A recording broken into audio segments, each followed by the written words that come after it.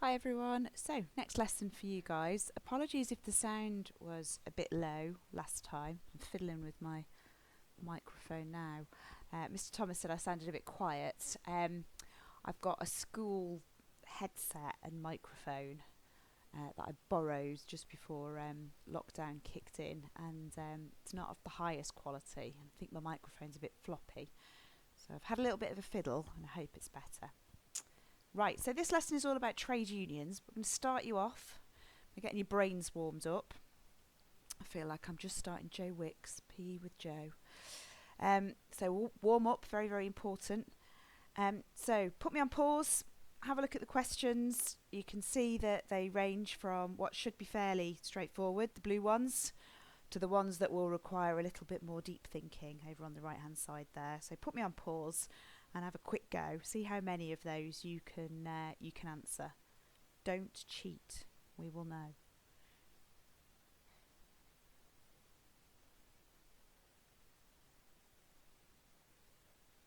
Okay, so back in the game.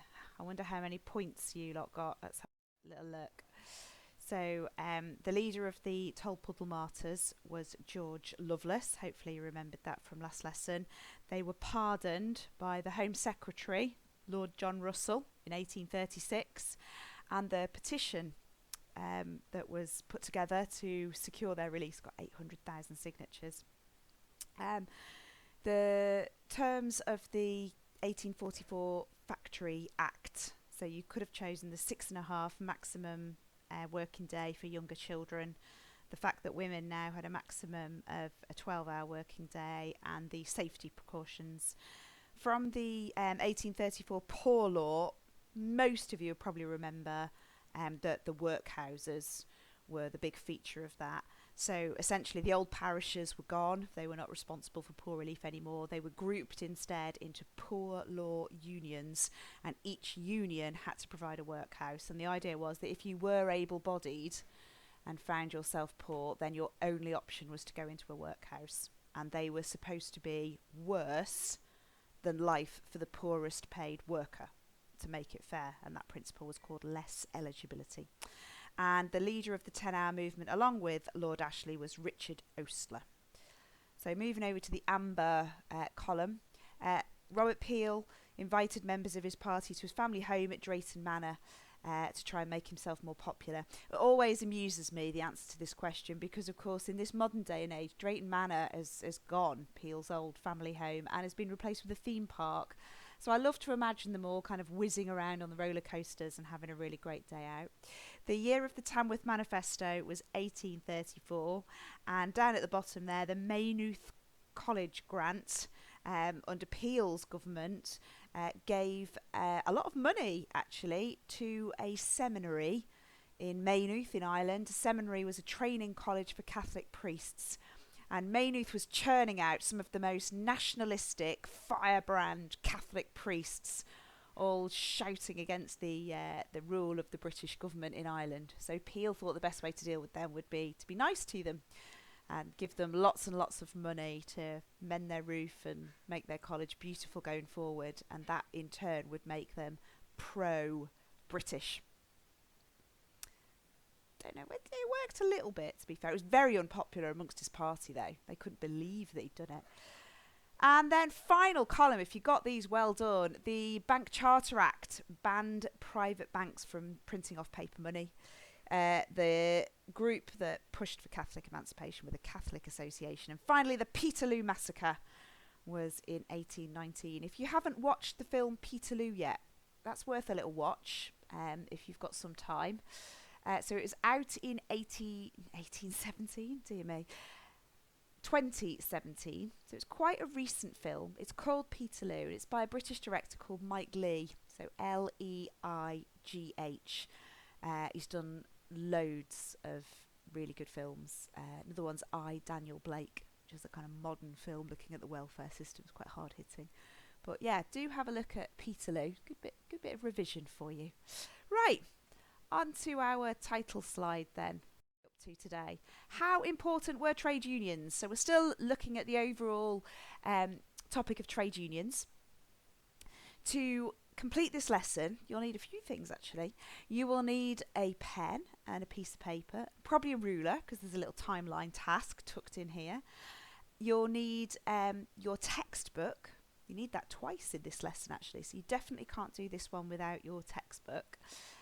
So hopefully you've all got a paper copy or an electronic copy. I can send out links to the electronic copies as well, so if you haven't got one, I'm trying to think. I get hundreds of emails every day at the moment. So sometimes it's not that I'm deliberately ignoring you. It's just that. So if I don't answer, just send me another email. That's fine. I'm never annoyed. I love to hear from you guys. I hate the fact that I can't see you all. So don't ever be afraid to get in touch, please. So yeah, you need your textbook, and the other thing you need is the information booklet on peel and pressure groups, and you will find that on our Schoology page. So log on to Schoology and go to the Pitt to Peel folder, and in the very last one, the last folder that is peel and pressure groups, you'll see there's a Word document. It's an information booklet. It opens online, so you don't have to have Word. Interestingly enough though, I did find out the other day that if you open your school email, you've got access to Microsoft Office online, which means you can have the online version of Word, PowerPoint, all of those kind of Microsoft programs for free. Worth knowing. Anyway, there we go. So we're looking today at trade unions more specifically. Last time, of course, we focused on a bit of a case study with Tolpuddle martyrs, but this time we're going to look more generally at the issues of trade unions. So success criteria, same as last time, but you should be able to do them all by the end of this lesson. So 2 features of early trade unions, explain how they changed after 1824, and start to judge whether they were important or not. And we'll be using 3 sources from the textbook to help us make that judgment. So there's a bit of source work practice in there as well. Okay, and stretch and challenge, do trade unions kind of reflect what was going on more widely at the time? Because these last 3 topics that we've done, I'm not teaching them to you chronologically. The first topics that we did when we were in school and we were looking at our essay topics, we taught you in time order. But what we've done with these 3 topics, because it's the way the syllabus is set out, is we're looking at the same period of time, but from a myriad of different angles. So you might be able to judge something that's happening with trade unions by thinking back to the Poor Law and saying, well, actually, yeah, by that year, this had happened. Or, of course, by thinking back to the factory legislation that we've just studied and the mines legislation. Or indeed thinking back to the changes that Peel was making to the economy at this time, or the Whigs, the Whig reforms in the 1830s. So now that we're into the last topic, it's possible perhaps to kind of look back through a different lens and apply that to trade unionism. Okay, let's get going. So hopefully you've got today's title down, How Important Were Trade Unions, underlined with a ruler, and the date. So first up, just a little bit of kind of prior knowledge just to help you with some of the tasks that are coming up. So one of the important bodies at this time, and we will come back to the Grand National Consolidated Trade Union another 2 times in this lesson, but I moved this slide up because it kind of occurred to me that it would be quite useful for you to know what they are before you start doing the research in the textbook. So they've got a very long-winded name, but if you break it down, Grand, big, impressive. National, something that covers the whole country. Consolidated. Ladies and gentlemen, may I turn your attention back to the Consolidated Fund of William Pitt the Younger fame, when he brought together all of the taxes into one central fund. So consolidated is bringing together disparate elements, separate elements, and putting them all together. And trade union, we know from last time. Anyone give me the answer? Thank you very much. Yes, they are unions or organisations of workers who band together to try and improve their working conditions. So this is when the trade unions put themselves all together from across the whole country into one large and very impressive body, where all trade unions working together, because of course that would make them much more capable of achieving something. I'm just watching my cat having a fight with a rabbit. Ooh, I think the rabbit's winning. Cat is very, very dopey. Right, okay, anyway, sorry. So yeah, they created a huge, big national trade union. Let's have a look at some detail. Oh, look, I used a new animation. Created in 1834, started in London, of course. So to start with, it was the tailors, weavers, shoemakers, so those kind of trades, but it does open out. So what they offered was support. If you went on strike, they would offer to pay you. Women members were allowed, and thinking of the Tolpuddle Martyrs, agricultural workers were welcomed as members of this. So if you think back to last lesson, I said that the early trade unions were often organisations of skilled tradesmen, and the reason they had a union was to protect their trade from imposters, you know, people just setting themselves up as a silversmith when they hadn't done the necessary training and apprenticeship. So it was interesting that what you see from the 1830s is a change of focus. Trade unions don't really operate like that anymore. They're not small, precious groups looking to protect a skill set. They've realised that actually to fight some of the big employers, they just welcome everybody, and it doesn't matter if you're skilled or not. Plagued with disagreements, we'll come to that later. There we go. The Tolpuddle case had discouraged workers from joining unions. At that time, people were frightened. They saw the way that those 6 men had been treated by the government, and they feared that the same would happen to them, that they'd be put on trial and, you know, sentenced to transportation. So the organisation had begun to break up in 1834, partly because of the Tolpuddle Martyrs, and by November it didn't exist anymore.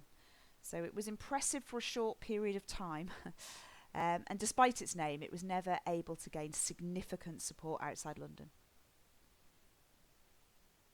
Okay, and William Lovett's London Working Men's Association, we know it as the LWMA, came after and actually did more in terms of kind of workers' rights and successfully putting a bit more pressure on the government.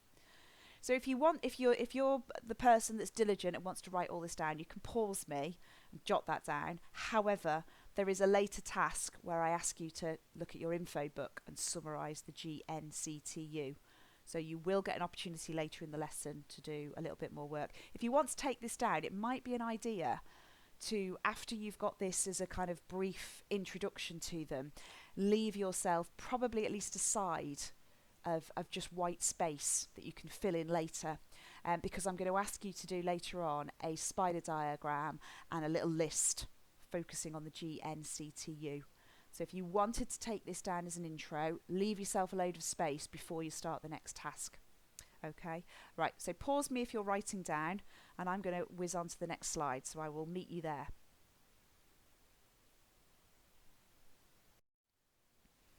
Hello, welcome back. So we're hopefully you've left your space, or you've just left the GNCTU until the next task. We're going to start looking at trade unions just in general before we focus in on them specifically. So you're going to need your textbook, as it says there, so get that ready. First task is two little bits of research here. How important were trade unions up to 1824? So you're going to need to use page 165 to 168. So you've got to do some reading now, folks, and some little questions to help you. 3 little questions. What were trade unions? You may feel you've answered that already, in which case ignore it. It's about putting notes together that work for you. What laws restricted trade unions? And again, I touched on that last lesson when we spoke about the Tolpuddle Martyrs. And what challenges did early unions face? So you're making some notes in whatever way suits you. It may be that, you know, you want to split your page in 2 because you can see there's another task coming. It may be that you'd rather just kind of make a list. It may be that you like using diagrams and you're quite visual. It may be that you're very logical and methodical and you just want to make a bullet point list. But any way is fine. So read the textbook and see if you can answer those questions, the ones that you need. Okay, so pause me, complete that.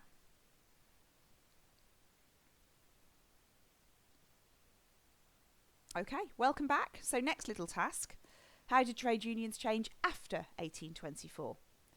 So this time you're reading on 2 further pages, 168 to 169. And again, I've got some little questions for you. 3 little questions. Why did unions become more national in outlook after 1824? So more national in outlook, looking across the whole country, looking bigger than just themselves. What changed after 1824? And then we're back to the GNCTU. So what was it? Might have already got that from the other slide, in which case don't answer it again. You don't need to. And how important was it? Next task is going to focus on that a little bit more closely.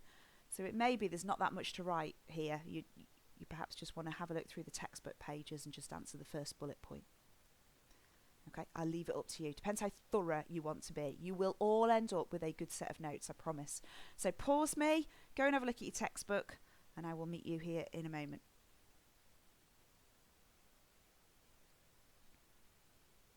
Okay guys, so welcome back. As always, just going to run through the answers. You can just self-check your notes and make sure that you've got everything down. So how important were trade unions? These are just suggestions of things you might have picked out. So in terms of the first little question, it was what are they? They're associations or organisations of skilled workers and craftsmen. That's certainly what they were to start with. So metal workers, I've mentioned silversmiths for example, shoemakers, paper makers. And they aimed to negotiate with their employers to improve their rights. And they also aimed, as I mentioned earlier, to protect standards in their industry. They wanted to make sure that unskilled workers could come in and just undercut them in terms of wages. In our period, they were mostly small scale and apolitical. So A, that prefix, means not. So they were not political. They weren't, they didn't have a big programme that they wanted to pressure the government into. They were looking out for the rights of their own members, and that was it. That little timeline there, you might have that already from last lesson, so you didn't necessarily need to write it down all over again today. But just as a reminder, in 1721 an act banned unions of tailors in London. From 1710 to 1800 they used the charge of conspiracy to sometimes charge trade unions. It wasn't what that act was intended for, but nevertheless there was a suspicion about unionism. Employees could refuse to provide a reference for union members, or maybe even refuse to employ them. And in 1799, William Pitt the Younger passed the Unlawful Oaths Act and the Combination Laws, which meant that you couldn't make a secret promise, and we know that eventually came back and hurt the Tolpuddle martyrs. And the Combination Laws banned any organisation of working class. So challenges at this time: population growth, machinery, led to unemployment. Simple. Businessmen wanted cheap labour. Women and children moving into the new cities would work very cheaply. They would undercut male labour. Apprenticeship rules, which previously had protected the skill level within a trade, was relaxed. So skilled workers felt that was a threat to them. And finally, the Luddites from 1812 onwards, who'd attacked machinery in frustration at unemployment in the weaving trade in particular, was ineffective. Liverpool dealt with them with making it a capital punishment. So it showed that things were really difficult for workers at this time. It wasn't an easy time for the new working class. Okay, so then checking your answers to the second task. How do they change after 1824? And again, if you haven't got all this down, it may be you already had it. So that's fine. Increased participation in politics. So look at the Peterloo Massacre of 1819. 60,000 workers gathering on St Peter's Field in Manchester to listen to Henry Hunt talk about political reform. A few years earlier that would have been unthinkable. We're seeing in Liverpool's era the growth of mass participation in politics. The radical movement, even back to Pitt's time, had set a precedent, set an example that people could take action. Ordinary people could get involved. Parliamentary reform showed that people power could bring about change. The May Days crisis in 1832 put pressure on the government to finally pass the Great Reform Act. It helped Earl Grey to push it through. Robert Owen, I'm going to come back to him. He's in your information booklet. But he was an enlightened factory owner. So if he could do it, if he could make a profit and treat his workers well and, have sensible working hours, then he felt that anybody could do it. And he therefore pushed for other factory owners to behave as him. And he thought very much that, profits should be ploughed back into the business for the good of not just the owner, but for the workers as well. And then John Doherty tried to form a national union of cotton spinners. So he had the first idea of gathering together all the different unions of cotton spinners and making one across the whole country. So he does pop up on a sources paper. Sometimes useful, I've been thinking as I read through these slides, might be useful to just kind of almost create a rogues gallery just of names, because sometimes their name pops up as the author of a source. And of course you've got sources paper. And it would make a better answer for you.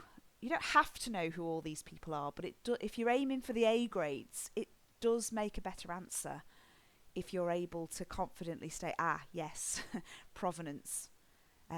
This was written by, he would say that because. So it's another little kind of nice thing to do, maybe. I did start to put one together on Chartism, so I have got one for you on all the different Chartists. But it might be a useful thing to do. You perhaps just look through your information booklets and highlight any names. That'd be a quick and simple way of doing it.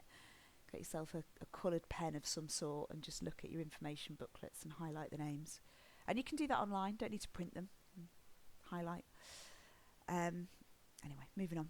So the Grand National Consolidated Trade Union, they were formed in 1834.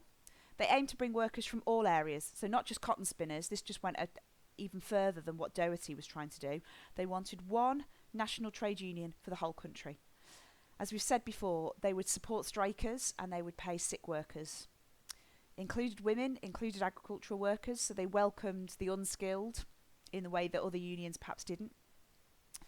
Eventually it collapsed as it had only 16,000 members. It did have more than that at its height. Skilled trades were, a little bit superior about it. They didn't want to be associated with it because, if they're letting agricultural labourers in, we don't want to be part of that. So there was an element of kind of snobbery, I think, to it. There was poor communication. Communication was difficult at that time. Employers were hostile. Some even made workers sign a document stating that they were not in a trade union of any form. And the legality remained a problem. They weren't illegal because the amending act had seen to that. But still, the authorities used other laws to prosecute them. We saw that with Tolpodle. They're prosecuted for making an unlawful oath. The 1837 Glasgow strike, they used the Conspiracy Act to charge them. So it was difficult for trade unions. They should have been legal, and yet nevertheless members found themselves facing the full weight of the law. Okay, so hopefully we've got that sense of how they all started and where they end up. Moving on, a couple of little tasks for you on this one. You need your information booklet. So if you've got a version of that, brilliant. And your notes that you've just made, you can kind of just go back through them. Again, this is just a suggestion. You might feel you've already got this, but create a brief timeline. Brief. So get your ruler out, put your times down. So our course runs all the way from 1783. So it may be that you want to kind of do 1780, and we go all the way up to 1853 officially, but you can certainly go up to 1850. So timeline 1780 to 1850. Don't worry too much about getting all the years accurate. Just kind of put your dashes on. Imagine I'm doing it on the whiteboard, I wouldn't necessarily call it, gung-ho, but don't worry too much about spending ages drawing the line. And then just jot on anything, kind of that we've come across that's in the info booklet that you can remember. And once you've got your timeline in front of you, here's a couple of things you can usefully do with it. In which periods were trade unions more successful? Highlight those periods or indicate them. Draw a cloud, put a box around it, whatever utensils you've got to hand. Can you explain why they were more successful at that time? Is it because the government were more sympathetic? Was it the Whigs that were in power? Is it because other things were going on that meant that the government could afford to be more generous towards trade unions? Maybe it was peacetime and therefore there wasn't, a kind of a sense of danger. Just have a little think. And this is going back to the idea of putting trade unions into context. Don't just look at the narrow topic we're on now, but think about all the other things we've learned about. Maybe the government had made changes to do with the poor law or factory legislation, and that meant that trade unions briefly were more accepted too. I don't know. I'm thinking out loud. I haven't got a timeline in front of me. I don't want to do the task for you. So see what you can come up with. And then when you've done that, do the other side. Indicate on your timeline with a different colour, with a different shape. So if you did a cloud last time, do a square this time. When were trade unions less successful? And again, try and put that into context. Are there any patterns here? Can you explain why that is? Okay, so you might want to pause me and have a little go with doing your timeline and then come back.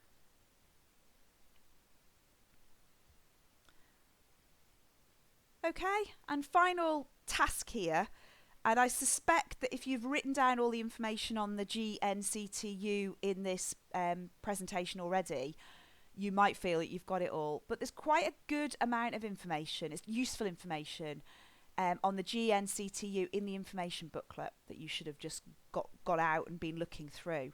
So it would be helpful if you just supplement any notes on those. So I've made 2 suggestions, as I indicated earlier. You could turn the positive features of the GNCTU into a spider diagram. So there's a little subheading about Robert Owen, manufacturer, and the GNCTU from 1834. It's on page 1 of your information booklet. So it goes into a little bit about Owen. You can add that into your positive features because he was a good example of an enlightened employer. And then it goes on, don't worry too much about the cooperative movement. You can put that, I mean, it's quite interesting. If you think about the rainbow in St Ives, this is where it all started. So a cooperative is where a group of workers band together to run their own shop. So prices and supply should be fair, but prices in particular designed to be fair, and any profit from that shop would go back into the members of the cooperative, and the idea is that they would then invest that into the business. So it was a reaction to the Truck Act, which was when workers were paid with vouchers so that they were beholden to their employers and had to pay high prices for goods. So if you want to briefly jot down something about the cooperative movement, great. But I'm focusing on that. So positive features of the GNCTU. There's another big paragraph with lots of positive features on page 2 underneath the subheading, which says Owen and the GNCTU. And then when you've done that, second little thing, this is the last thing, reasons for failure. So there's 5 reasons given in your information booklet. You can list them, but I'd like you to reorder them. So put number 1 as the most important reason why the GNCTU failed. Don't just blindly copy them out. Have a think. So you've got to look at all 5 and you've got to make a bit of a judgment. Okay, so pause, have a little go at that. And then last thing we're going to do is just do a little bit of evaluation, looking at some sources, so you'll need the textbook. But crack on with that and I will meet you back here in a moment. Okay, so hopefully you feel like you've got some really comprehensive notes now on pressure groups, the GNCTU. You might have briefly done something on the cooperative movement as well, and really thinking about our success criteria for today. Final thing we've got to do is just evaluate. So there's 3 sources for you to have a look at. I'm going to read them through with you because the language, particularly in source E, is a little bit tricky in places. Just want to make sure you understand it. And then, as it says, that you just write a conclusion, or even just write some bullet points. You don't need to do a full sources paper now because we're running out of time anyway. And if you feel you need a cup of tea, I know how you feel. Pause. Go and put the kettle on. That's the beauty of these presentations. And I can do it in my pyjamas. There's an image for you all. Right, so looking at page 170 in your textbook, we're on source E. So provenance, of course, from a letter of protest about a union delegation being ignored by the Prime Minister. So a letter of protest, as it tells you at the bottom, it was from, there's a little star at the bottom, 52 influential members of a body of 40,000 artisans. An artisan is a word for skilled worker. Written on the 8th of December, 1830. And this has been lifted directly from the National Archive. National Archive have a brilliant website. They publish all of these documents in their original form. That's one for a rainy day. Look up National Archive's website. It's fantastic. Right, anyway, back to the source. So this is a group letter. It's a protest. A union delegation. A delegation is a group. So essentially, a group of members of this trade union have been ignored by the Prime Minister. And as you read through, you become aware that they've actually been to number 10 Downing Street to see Robert Peel and they've got nowhere. So the question that we are answering is, do these sources support the view, I'm reading now from the slide in front of me, that trade unions had achieved little other than unpopularity? by 1834. So the idea, were trade unions pretty useless? So let's have a look at the letter. It kind of suggests that this union didn't get anywhere because they haven't been well treated. The cool and very degrading manner in which the truly anxious exertions of the humble but meritorious members of several trades in London were received this day can never be effaced from our memories. So I'm going to stop at that comma and just make sure the language is okay.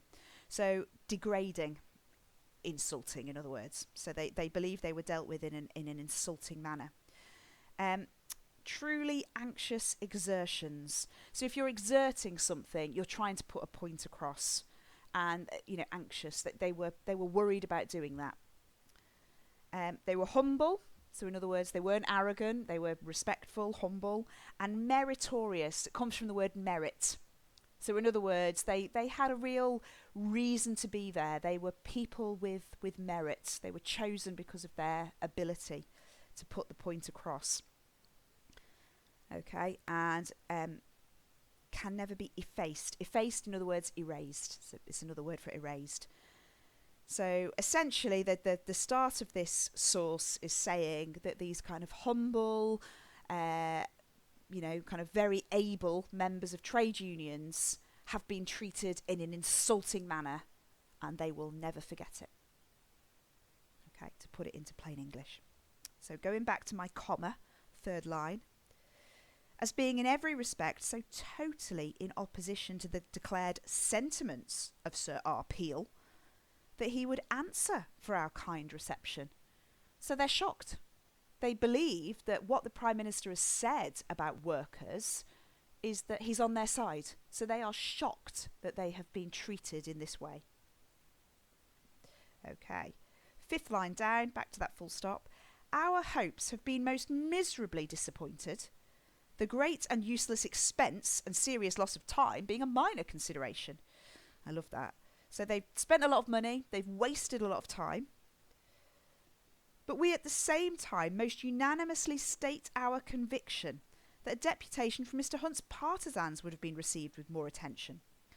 So this is a kind of a little bit of sarcasm here. So unanimously, altogether, their conviction, their belief, in other words, and as it says at the bottom, Mr. Hunt's partisans is a reference back to Henry Hunt from Lord Liverpool time and the Peterloo Massacre. And essentially what they're saying is, do you know what, a load of people from the Peterloo Massacre, who clearly the government were very, very concerned about, would have been more civilly received than we were. So they're kind of just backing up their point that they were treated in a very insulting manner. And would not have been so unceremoniously dismissed after being very uselessly detained in the wet and cold for upwards of 2 hours, with the cheerless and heartless message that there was no answer. So we get the picture, don't we, that this group of union members, having really believed that they would be received by the Prime Minister, have stood there outside in the cold and wet for a couple of hours and then just been sent away. I feel a bit sorry for them, really. Anyway, to go back to our question, does this source support the view that trade unions had achieved little other than unpopularity? Yeah, it kind of does, doesn't it? Because clearly the Prime Minister wasn't interested in listening to them. So they didn't have political impact. The Prime Minister obviously wasn't concerned about them creating a fuss. He just didn't even bother to speak to them. And the fact that they've sent their letter, I think, is quite endearing. But again, in response to this insult, they've written a letter. How very British of them. And again, I think it indicates that they're not very powerful, are they? They don't have a lot of means at their disposal to put pressure on the political body, to put pressure on Parliament or on the Cabinet, indeed. Okay. Thinking about provenance, it is rather exaggerated, but the basic content, which is that they were ignored by the Prime Minister, kind of fits. That's presumably true, and it does fit with our own knowledge, doesn't it? The content here fits with our own knowledge of government attitude towards trade unions. I'll leave you to kind of, think about that in a bit more detail. And the fact that it's an open letter, it is written for the public, hence the exaggerated language. But if we look underneath that and we pull out what's actually happened, it's truthful. So it's a reasonably reliable reflection of what happened, of events. It's just that the language, of course, is over the top because it's a public letter trying to make people feel sympathy. It worked. I felt sympathy. Let's look at source F. Source F is a factory inspector who is sympathetic to the working class, but he's felt so strongly that he's written a leaflet against trade unions. Now this is interesting. So this is likely to be quite reliable, isn't it? He's a factory inspector, so his whole job is about making sure that employers follow the legislation designed to protect workers. So, and it's a really hard job. We know that one of them died from overwork. So, this guy is a crusader for the working class, and yet he's written a leaflet against trade unions. So straight away, the provenance here is really interesting. But nature, it's a leaflet. So it's designed to push across a particular message. Let's have a look at the content. What does he say? Unions are alike hurtful to the workmen who form them, to the capitalists who are the object of their hostility, and to the public in general, who more remotely feel their effects. Were we asked to give a definition of a trade union, we should say it was a society whose constitution is the worst of democracies, whose power is based on outrage, and whose practice is tyranny, and the end is self-destruction. So I think it's fairly straightforward, that one, until we get to the last 2 or 3 lines. Constitution is the rules by which it's drawn up. So it's purpose, if you like. So a trade union is a society whose purpose is the worst of democracies. So in other words, kind of, I presume, listening to who shouts loudest. Whose power is based on outrage. Because unions often appeal to the outrage of the workers, don't they? How dare they ask us to do this or work for these wages? Whose practice is tyranny. So that's an interesting one. The practice, in other words, what do?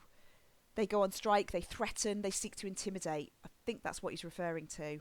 And whose end is self-destruction, because any worker that behaves like this will possibly lose their job. Or if you succeed in ensuring that employers have to pay very high wages, then the business ceases to become profitable and you don't have a job anyway. So he's kind of raising these points that trade unionism is perhaps not the best way to go. So again, it does seem to suggest that it supports the original statement. What have trade unions achieved other than unpopularity? You might be a little bit more cautious about the provenance of that one, though. I'll leave you to think about it. And finally, source G, as you'd imagine, is the one that gives the alternative view. This is from the Grand National Consolidated Trade Union. So it says at the bottom, it was adapted from their resolution. So that's their kind of rules that they adopted at a conference in London in February 1834 when they were founded, when they were set up. No longer will the working man be told there are lower orders in society. The truth is out. We know that all men are equal in the eyes of nature and all have equal right to the products of nature. We call upon our brethren, posh word for brothers, we call upon our brothers gathered here nobly to resolve upon such measures that seem fitted to give the working men their just rights and the full reward of their labour. We shall achieve a complete emancipation, posh word for freedom, of the productive, posh word for working classes, as full emancipation from the tyranny of capitalism. So the system of capitalism, as you may remember from your work at GCSE, is the system where factory owners or factories are privately owned, profit is owned by the individual, and workers are paid only for their labour. So the Grand National Consolidated Trade Union setting out its wider hopes sounds a little bit like communism. Now, communism, be careful. Communism hasn't been invented in 1834. Communism is not kind of put forward as a theory until 1848 by Karl Marx and Friedrich Engels, who are German scientists and philosophers. So it would be an anachronism to talk about communism in an answer. However, socialism has been invented. So you can talk about the idea that what they seem to be putting forward is an end to the class system and, the workers kind of taking control of all the factories. And that's an idea at this time that would have been recognised as socialism. So greater equality in the social order, in the social structure. So it does suggest that they've got some, big ideas. Whether it suggests they're popular, I'm not sure. I'm not going to say too much more because I feel like I've talked too long. So your final task, you'll be pleased to know, is to just do the conclusion. So can you sum up the message of each source and just consider the strength of the evidence? If it helps, you could give each source a mark out of 5 for strength before you start. And then at least that way you've forced yourself to make a judgment. Okay.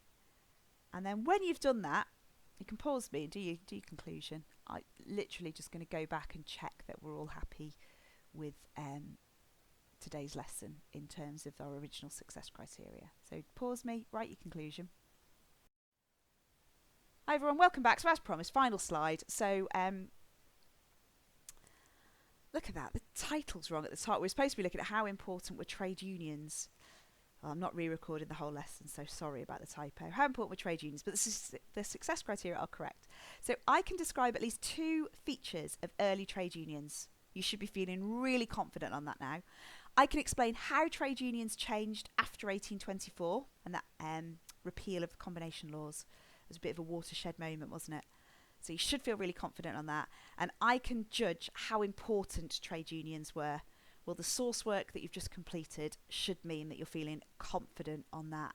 And the stretch and challenge for those keen ones amongst you, how far were trade unions symptomatic of wider social changes? So mass participation in politics, for example, does this all add up to an inevitability? The workers were bound to, get uppity in the end, weren't they? Or were they? See what you think about that one. Okay, wonderful. Well done. That was a long lesson. Lots and lots of stuff in there. But it means we're making fantastic progress. So next time, we'll be moving on to Chartism and looking at that as a movement. Okay, over and out, folks. Thank you very much for listening.